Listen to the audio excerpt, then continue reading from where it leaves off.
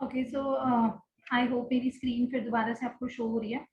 तो यहाँ पे हम बात कर रहे थे सेल्स स्टॉक पोस्टिंग ऑन की। Sales stock posting on means कि जब भी आप अपना इनवॉइस क्रिएट करते हैं उसी टाइम पे ही स्टॉक लेस होता है, but sometimes in some organisation क्या रहता है कि डिलीवरी चलान जब हम बनाए तब स्टॉक लेस होना चाहिए, तो उसकी सेटिंग इस ऑप्शन से होती है।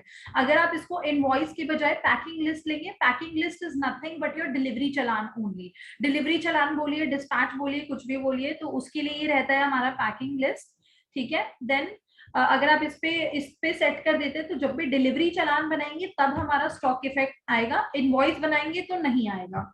कभी कभी क्या होता है, कुछ लोग ये भी बोलते हैं कि हमारा दोनों ही रहता है, कभी हम इनवॉइस से बनाते हैं, कभी हम डिलीवरी चलान पे स्टॉक आउट कर देते हैं। तो इन दैट केस आपको ऑन फर्स्ट डॉक्यूमेंट सिलेक्ट करना है, तो दोनों में से जो डॉक्यूमेंट की डेट पहले रहेगी उसी पे ही आपका स्टॉक जो है वो लेस हो जाएगा। तो ये ऑन फर्स्ट डॉक्यूमेंट का भी ऑप्शन है। Same for the sales return. Sales return का भी ऐसी है कि सेल्स रिटर्न की एंट्री डलेगी तब आपका स्टॉक लेस होना चाहिए, या जब चलान डलेगा सेल्स रिटर्न का तब स्टॉक इन हो जाना चाहिए, क्योंकि सेल्स रिटर्न हो रहा है तो वापस स्टॉक इन ही होगा, या ऑन फर्स्ट डॉक्यूमेंट रहना चाहिए।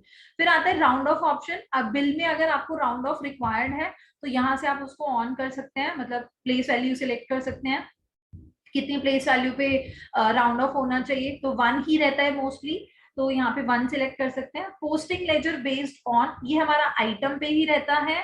जब वैट था तो उस टाइम पे ये टैक्स रहता है, क्योंकि सब आइटम पे ही हमारा टैक्स लगता रहता है, मतलब सभी आइटम पे डिफरेंट डिफरेंट रहता है ना, तो इसीलिए posting ledger based on item रहेगा। फिर आता है sales rate based on purchase markup. अब देखिए इसको, अब ये जो छोटे छोटे फीचर्स आ रहे हैं इनको ध्यान से समझिएगा। Sales rate based on purchase markup के लिए क्या करना है, आप इस ऑप्शन को ऑन करेंगे यहाँ से। इसका मतलब ये होता है कि मान लीजिए आप 100 रुपए का कोई कुछ सेल कर रहे हैं, सॉरी 100 रुपए का आपने कुछ परचेज किया और आपने बोला कि इस आइटम पे मेरा 10% हमेशा मार्जिन रहेगा। तो जब आप परचेज बिल डाल देंगे 100 रुपए का और आप उसी आइटम को फिर सेल करने जाएंगे तो 110 रुपए का सेल्स रेट ऑटोमेटिकली क्रिएट हो जाएगा। तो देखिए जैसे ही आप इसको ऑन करेंगे तो इसका इफेक्ट कहाँ आएगा, कहाँ पे आपको मार्जिन ऐड करना है आइटम का। इन्वेंट्री पे आप जाएंगे, आइटम मास्टर पे जाएंगे, क्रिएट न्यू आइटम पे आपको क्लिक करना है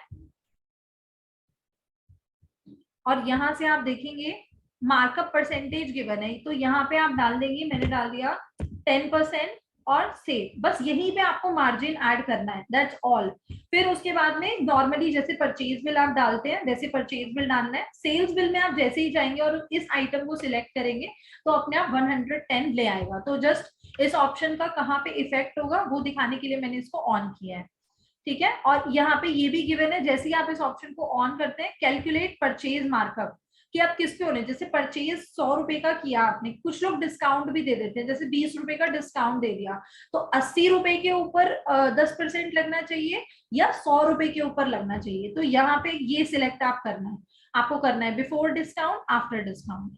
ठीक है, फिर आता है select rate category on document. अगर आप इस ऑप्शन को ऑन करते हैं तो इससे क्या होगा, जो लोग प्राइस लिस्ट क्रिएट करते हैं, होलसेलर रिटेलर, इनकी अलग अलग प्राइस लिस्ट रहती हैं, तो आप जब सेल्स इनवॉइस बनाने जाएंगे, कुछ लोग कहते हैं कि हमें पार्टी में नहीं वो करना, हमारी मर्जी है, हम कभी होलसेलर वाले रेट से बनाना चाहते हैं बिल, कभी रिटेलर वाले प्राइस लिस्ट से बनाना चाहते हैं। तो अगर आप उस ऑप्शन को ऑन करते हैं तो यहाँ पे प्राइस कैटेगरी का ऑप्शन आ जाएगा, जिससे यहाँ पे जितनी भी प्राइस लिस्ट आपने क्रिएट की होंगी वो सारी आ जाएंगी। बस आप उसको सिलेक्ट करेंगे तो और आइटम सिलेक्ट करेंगे तो उसी प्राइस लिस्ट का रेट आ जाएगा। तो इसको आप करके देखिएगा, इसका इफेक्ट यहाँ पे ही आएगा। फिर यहाँ पे आ जाता है आपका input billing charges on dispatch. ये डिलीवरी चलान के लिए होता है। वैसे तो अगर आप डिलीवरी चलान बनाते हैं अगर, तो यहाँ पे सिर्फ और सिर्फ आपको आइटम का नेम और क्वांटिटी ही आता है। ये देखिए, अगर आप देखें यहाँ पे कुछ भी टैक्स डिटेल वगैरह नहीं आ रहा है यहाँ पे, जैसे इनवॉइस में आता है। इनवॉइस में आपने देखा यहाँ पे आता है ना, ये देखिए आइटम वैल्यू वगैरह, ये सब डिलीवरी चलान में नहीं आ रहा है। ठीक है, क्योंकि दो तरीके से चलान बनता है, कि या तो आइटम का नाम और क्वांटिटी होता है या वो बिल्कुल इनवॉइस की तरह बनता है। तो अगर आप चाहते हो कि आपका जो डिलीवरी चलान है वो इनवॉइस की तरह बने, उसमें टैक्स रेट अमाउंट सब कुछ आए, तो आप इस ऑप्शन को ऑन कर सकते हैं। इसको मैंने ऑन किया, डिलीवरी चलान को ओपन किया फिर दोबारा से,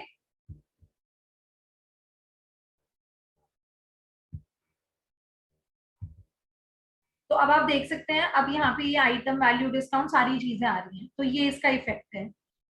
ठीक है, देन यहाँ पे आता है select MRP in sales if stock with multiple MRP. इसका मतलब जैसे कभी कभी एफएमसीजी वगैरह में काफी रहता है, आपने आइटम परचेज किया इस बार तो एमआरपी 100 था, नेक्स्ट टाइम परचेज किया तो एमआरपी 102 हो गया, नेक्स्ट टाइम परचेज किया तो एमआरपी 105 हो गया। तो एक ही आइटम है बट उसके डिफरेंट डिफरेंट एमआरपी का स्टॉक पड़ा है आपके पास, और आप चाहते हैं कि मेरी मर्जी है कि मैं कौन से एमआरपी का स्टॉक आउट करना चाहता हूँ, मैं 102 वाले में से लेस करना चाहता हूँ, 100 रुपए वाले में से करना चाहता हूँ, 105 वाले में से करना चाहता हूँ, तो आप इस ऑप्शन को ऑन कर सकते हैं। तो इसको ऑन करने से होगा क्या, आप अपना परचेज इनवॉइस डालेंगे अलग अलग एमआरपी के साथ में। ठीक है, और जब आप सेल्स इनवॉइस बनाने जाएंगे और आप यहाँ से आइटम सिलेक्ट करेंगे तो यहाँ पे एक विंडो पॉपअप होके आ जाएगी जहाँ पे एमआरपी आ जाएंगी। एक्चुअली टाइम थोड़ा सा कम रह गया है तो इसीलिए मैं ये आपको करके नहीं दिखा पाऊंगी, बट इसको आप ट्राई कीजिएगा।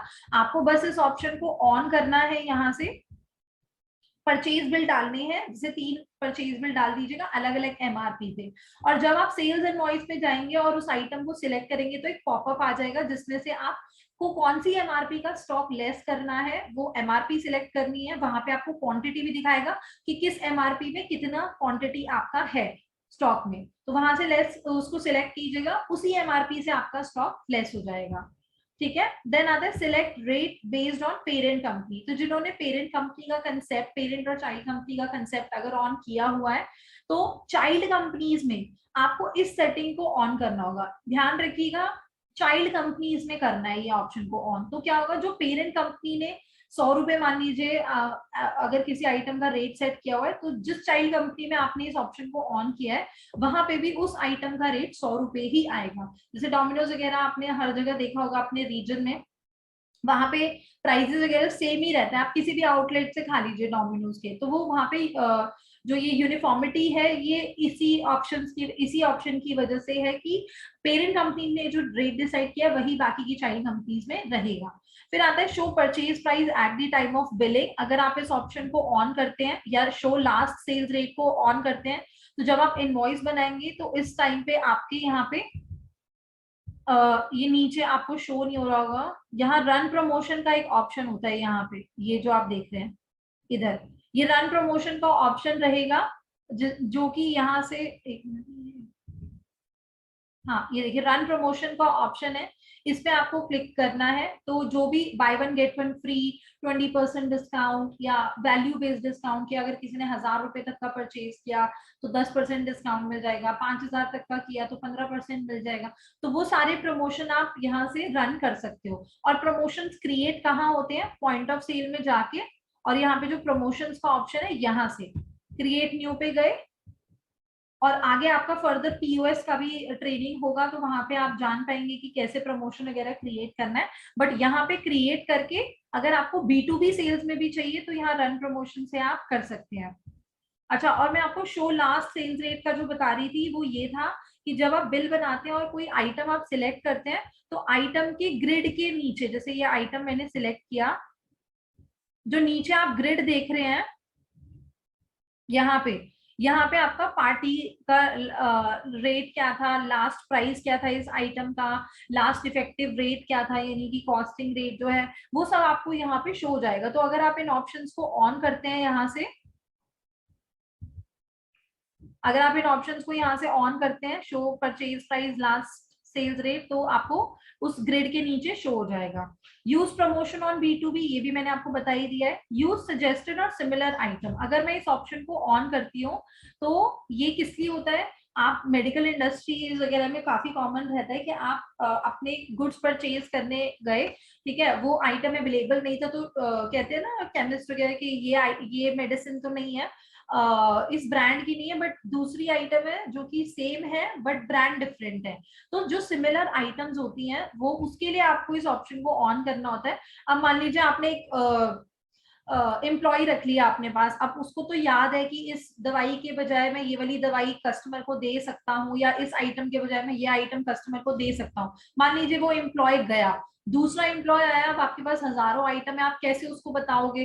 तो इंस्टेड ऑफ कि आप अपने एम्प्लॉय को ट्रेन करो कि इस आइटम के बजाय ये दे देना, उससे अच्छा है कि अगर आप इस ऑप्शन को ऑन करते हैं और जब आप आइटम क्रिएट करने जाते हैं, आइटम मास्टर ऑलरेडी ओपन है, यहाँ क्रिएट न्यू पे जाते हैं, जब आप आइटम क्रिएट करेंगे उसी टाइम पे सेट कर दीजिए सारे आइटम्स बना के, यहाँ सजेस्टेड आइटम डाल दीजिए कि इस आइटम के बजाय मैं कौन सा आइटम सजेस्ट कर सकता हूँ। तो यहाँ पे आप सेट करके इसको सेव कर देंगे अगर, तो क्या होगा, जब आप बिल बनाने के लिए जाएंगे तो वहां पे ये लिस्ट आ जाएगी, तो आप कस्टमर को देख के बता सकते हो कि इस आइटम के बजाय आप ये वाला आइटम भी ले सकते हो।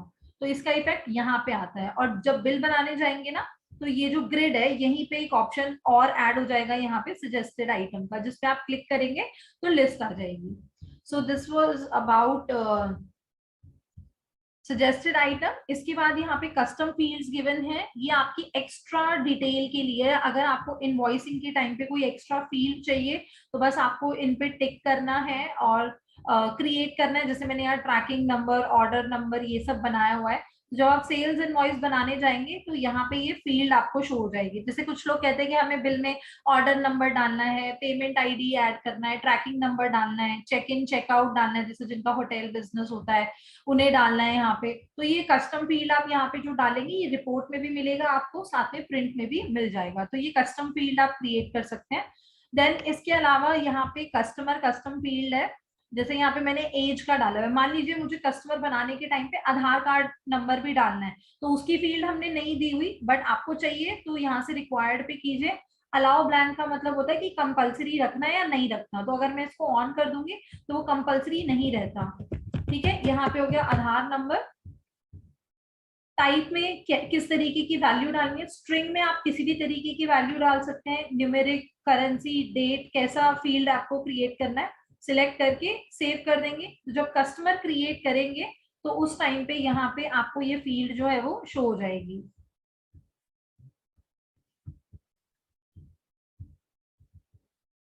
यहाँ पे देख सकते हैं आप कस्टम फील्ड, इधर ये आपका आधार नंबर इधर आ रहा है। ठीक है, तो कस्टमर बनाते टाइम भी आप इसको कर सकते हैं।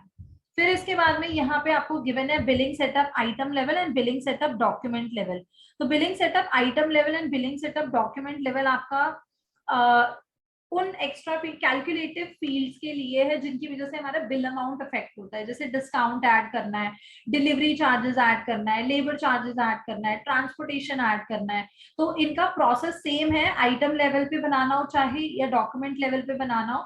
मैं आपको एक ऐड करके दिखा देती हूँ फील्ड, तो आपको क्लियर हो जाएगा। जैसे मैं यहाँ पे कुरियर चार्जेस ऐड करती हूँ, तो यहाँ पे मुझे डालना है पहले तो कैप्शन, मैंने डाल दिया courier charges, tax behaviour before tax और आफ्टर टैक्स। अगर बिफोर टैक्स रखेंगे तो कुरियर चार्जेस पे भी टैक्स लगेगा, अगर आप आफ्टर टैक्स लेंगे यहाँ पे तो पहले टैक्स लग जाएगा अमाउंट पे, आइटम वैल्यू पे, और फिर उसके बाद आपका कुरियर चार्जेस उसमें ऐड होगा। तो ये मोस्टली बिफोर टैक्स ही रहता है। देन यहाँ पे कैलकुलेशन टाइप, अब कुरियर चार्जेस जो है वो अमाउंट में ही रहेगा, इसीलिए हम फिक्स अमाउंट लेंगे। अगर ये हमारा डिस्काउंट होता है, जैसे परसेंटेज वगैरह में मुझे डालना होता 10%, 20%, तो मैं इसको फिर कैलकुलेशन में ले लेती।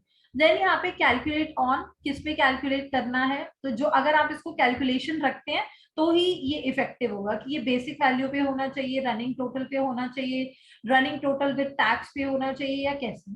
ठीक है, लेजर आपको करना है तो लेजर भी आप यहाँ पे डाल सकते हैं, बट ये जरूरी नहीं है। देन ऐड और डिडक्ट, ये वैल्यू मतलब बिल अमाउंट को डिडक्ट, बिल अमाउंट में से डिडक्ट होनी चाहिए, ऐड होनी चाहिए, या फ्लोटिंग। फ्लोटिंग मीन्स आप बिलिंग के टाइम पे डिसाइड करेंगे कि लेस होना चाहिए या ऐड होना चाहिए, तो वो आप कर सकते हैं। देन रेट बेस्ड ऑन, कि ये डॉक्यूमेंट वाइज रखना है या पार्टी वाइज रखना है।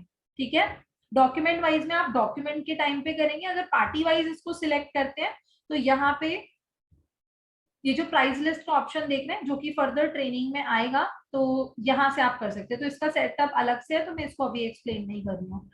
And that's all. रेट, अगर आप इसको पार्टी वाइज करते हैं तो यहाँ से आप रेट सेट कर सकते हैं जो कि ऑटोमेटिकली आ जाएगा। And just click on save option. ठीक है, अब जब आप सेल्स इनवॉइस बनाने जाएंगे तो सेल्स इनवॉइस हो या ऑर्डर हो, कहीं पे भी कोटेशन हो, तो यहाँ सेल्स इनवॉइस पे गए आप, नीचे आपने स्क्रॉल किया तो यहाँ कुरियर चार्जेस ऐड हो जाएगा। और देखिए यहाँ पे आप देख सकते हैं कि ये 0 मतलब परसेंटेज में मैंने इसको कर दिया गलती से, तो परसेंटेज में आ रहा है, अदरवाइज मैं इसको फिक्स अमाउंट रखती. So this completes our training till sale setup.